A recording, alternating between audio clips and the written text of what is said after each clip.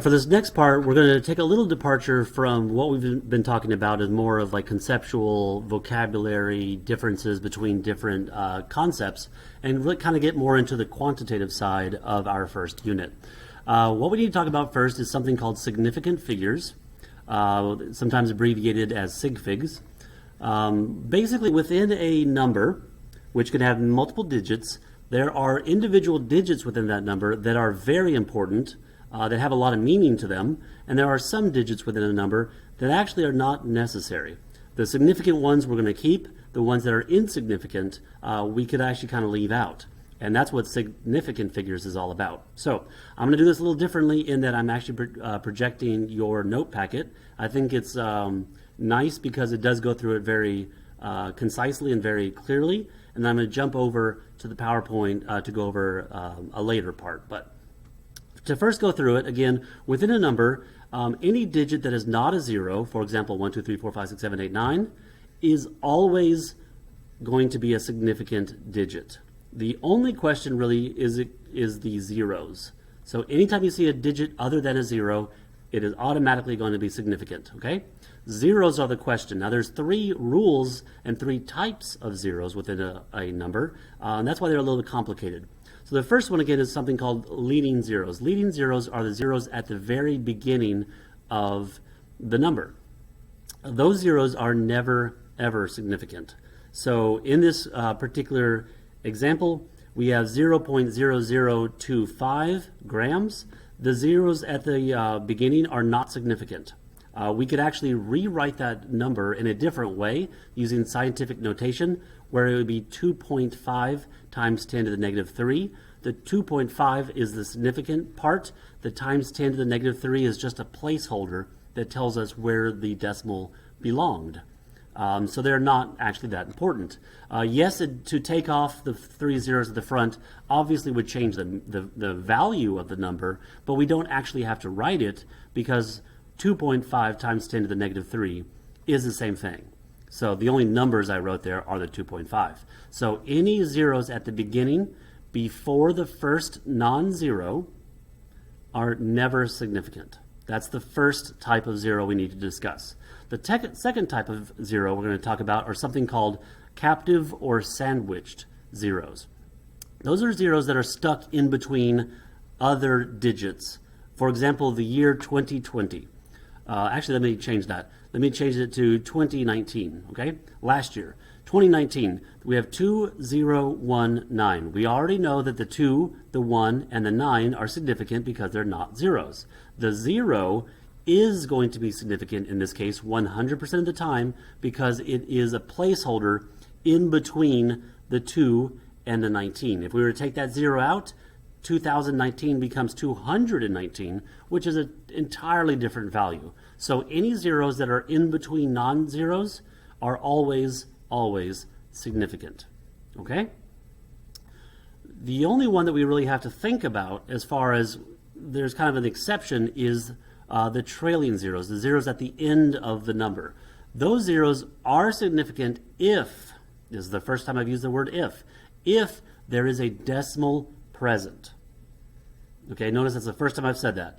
All non-zeros, significant. Zeros at the beginning of a number, never significant.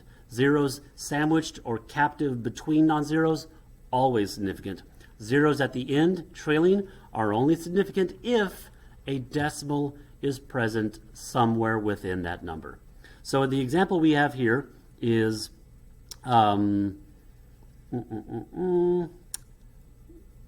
okay, so the number 100 milliliters.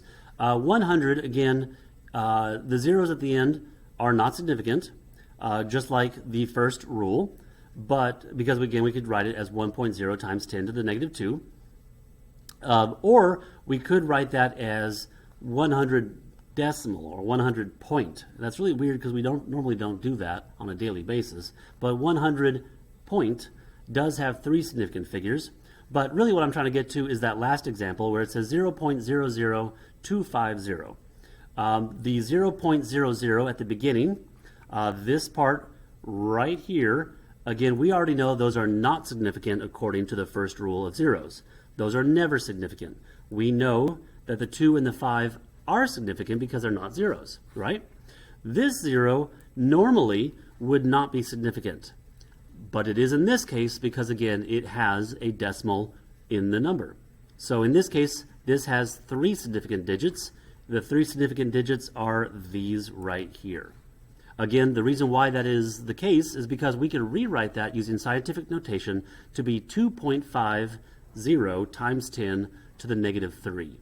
2.50 times 10 to the negative 3. Again, notice the 2.50 is written because they are significant. The times 10 to the negative 3 just tell us where the decimal was originally located. Okay? That is the basic rules of significant figures. I know it sounds kind of weird for those of you who have never heard this before, but this is something we're going to use consistently, at least I believe, throughout the entire year. So we need to get very comfortable with these and very familiar with the rules. Really, it's only zeros that you need to worry about. So in this particular case, we have some examples. We have 1,000 on the left side. The number of significant figures, again, we know that trailing zeros are never significant unless there is a decimal. 1,000, there's no decimal, so this only has one significant figure. It is that one right there. Again, I could rewrite that as 1 times 10 to the positive 3. So 1 is the only number I'm writing because it's the only one that's significant. The next one, 2.135, or excuse me, 2.134, that, well, again, there's no zeros, so that's actually a really easy question. It's all 4. All 4 of these are significant because there are no zeros. All of them are relevant. All of them are significant. What we have here, the next one, we have 0.00001. Again, zeros at the beginning of the number, regardless of decimal, are never significant. Therefore, the only significant figure that we have here is the 1. Again, I could rewrite that simply as 1 times 10 to the negative, 5, I believe. So again, the only digits I see that I would have to write is the 1 because it is the only solitary significant figure within that number. The next one we have here is 10,005. The 1 and the 5 we already know automatically are significant because they always are. The question is these zeros in between, squished between the 1 and the 5? If you remember the rule up above, zeros that are stuck between numbers are always significant. I cannot remove those 3 zeros because if I do, it becomes 15. 15 is very, very, very different than 10,005. Completely different values. Therefore, those zeros are necessary. They are significant. Therefore, this value, this number, has 5 significant figures. Lastly, what we have here is we have the number 1.000. Now, again, that looks very similar to this first example over here of 1,000. Now, I know 1,000 and 1.000 are very different values, but the rule is similar. We have here 1,000, and over here we have 1.000. This one, again, zeros at the end, are only significant if a decimal is present, because 1.000 does contain a decimal. Then that means those 3 zeros are significant. Therefore, all the digits of that number are significant. 1.000, all are significant. Now, that may seem weird to you because why does 1,000 only have 1, yet 1.000 have 4? The best way I could describe that is, say we're using an electronic balance and we're trying to measure the mass of a particular object.